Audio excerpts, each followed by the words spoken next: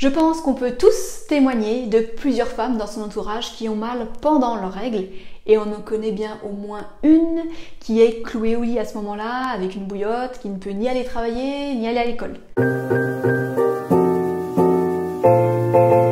Cette douleur, qu'on appelle dans le jargon médical dysménorrhée, ne se manifeste pas toujours de la même façon chez les femmes.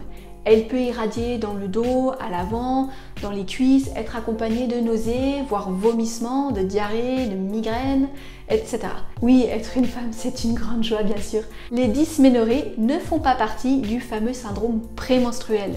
Ça, c'est un autre truc sympa, puisque tout ça n'apparaît pas avant les règles, mais bien pendant. Vu que ça concerne de très nombreuses femmes, beaucoup en viennent à penser qu'avoir mal pendant ces règles, c'est un truc normal. Eh bien non, ce n'est ni normal de souffrir, ni d'avoir simplement mal. Sentir que quelque chose se passe, ça va, mais si vous êtes obligé de ralentir votre activité à cause de la douleur, non. Ce n'est pas parce que c'est courant que c'est normal.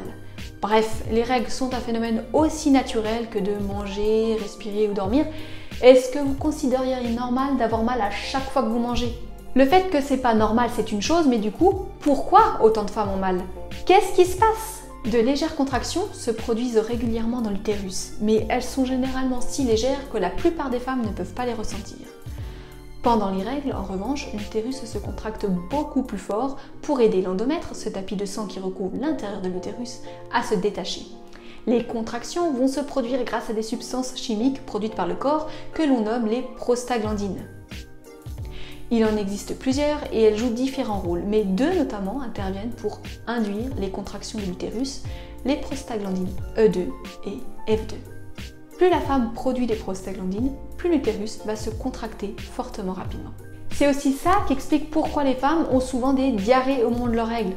Les prostaglandines en fait vont finir par diffuser dans les tissus avoisinants, notamment l'intestin, ce qui va accélérer le transit. En se contractant, les vaisseaux sanguins se compriment et cela coupe temporairement l'approvisionnement en sang et donc d'oxygène de l'utérus. Et c'est ce manque d'oxygène qui provoque la douleur. On distingue deux types de règles douloureuses. Pour la majorité des femmes, on parle de dysménorrhée primaire, c'est-à-dire des douleurs de règles qui ne sont causées par aucun trouble gynécologique. Puis, il y a la dysménorrhée secondaire qui fait référence à une douleur causée par un trouble gynécologique sous-jacent, comme par exemple une endométriose, une infection pelvienne ou un fibrome. Que ça soit les primaires ou les secondaires, elles ne définissent pas l'intensité de la douleur. En gros, ce n'est pas parce que vous avez des douleurs atroces pendant vos règles que vous êtes atteinte d'endométriose par exemple, et inversement. Par contre, si vous avez des douleurs seulement les 48 premières heures de vos règles, c'est plus probablement une dysménorrhée primaire, alors que si ça dure tout au long de vos saignements, ça peut être un indice d'une dysménorrhée secondaire.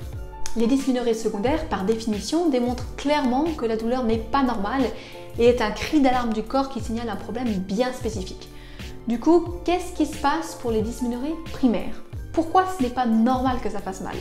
On a déjà vu que ça pouvait être en lien avec un excès de prostaglandine, mais pourquoi y a-t-il cet excès justement? On va aborder la réponse premièrement du point de vue de l'ostéopathie, puis ensuite de la naturopathie. Lorsque l'utérus se contracte fortement et qu'il coupe temporairement son approvisionnement en sang, il est à ce moment-là mal positionné. Il a une mobilité perturbée. Et cette perte de mobilité vient pour les ostéopathes d'une adhérence de l'appareil génital à l'un des tissus avoisinants.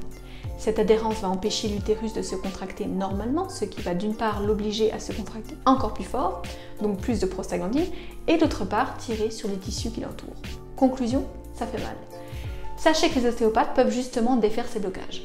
C'est aussi ce qui peut expliquer pourquoi certaines ont plutôt mal dans le dos, d'autres dans les cuisses, parce que ça dépend à quel endroit se trouve le blocage justement. Même chose pour les nausées, vomissements, cela s'explique lorsque le blocage tire sur une partie du système digestif. Du côté de la naturopathie, les douleurs s'expliquent en partie lorsque la femme a ce qu'on appelle un terrain inflammatoire, qui peut venir d'une intolérance alimentaire ou même juste d'une alimentation déséquilibrée. Oui, parce que les prostaglandines sont dérivées des acides gras, donc si tu ne manges pas les bons acides gras, t'as mal. Et de manière plus générale, l'inflammation peut encore venir d'une mauvaise hygiène de vie.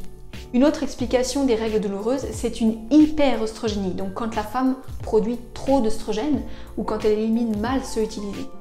Oui, parce qu'une hyperœstrogénie s'accompagne d'un endomètre plus épais, donc plus de sang à éliminer, donc plus de prostaglandine, plus de contractions.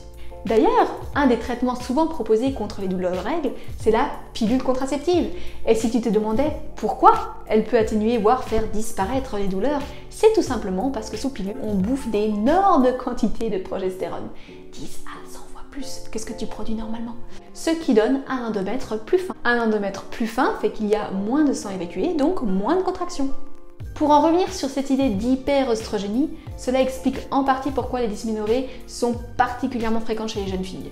Car oui, même si au niveau statistique il peut y avoir de grandes différences d'une étude à l'autre, elles illustrent toutes une augmentation chez les adolescentes. Et justement, l'hyperœstrogénie est plutôt fréquente chez les jeunes filles. Et ça c'est un truc normal par contre. Passager mais normal. Cette hyperœstrogénie peut aussi venir d'une mauvaise hygiène de vie. Par exemple le surpoids, puisque le tissu graisseux produit des oestrogènes. Mais ça peut aussi venir d'un foie paresseux comme d'une mauvaise flore intestinale. Foie et intestin vont se charger de l'élimination des oestrogènes, donc s'ils ne fonctionnent pas de façon optimale, on peut se retrouver dans cette situation d'hyperœstrogénie. Petite parenthèse encore, l'hyperœstrogénie avec un foie qui ne fonctionne pas de façon optimale peut aussi expliquer les nausées et les migraines en période de règles. En corrigeant certaines habitudes grâce au conseil d'un naturopathe, on arrive en général au moins à une diminution, si ce n'est à une disparition de ces symptômes. Le mieux est encore de faire les deux, ostéopathie et naturopathie.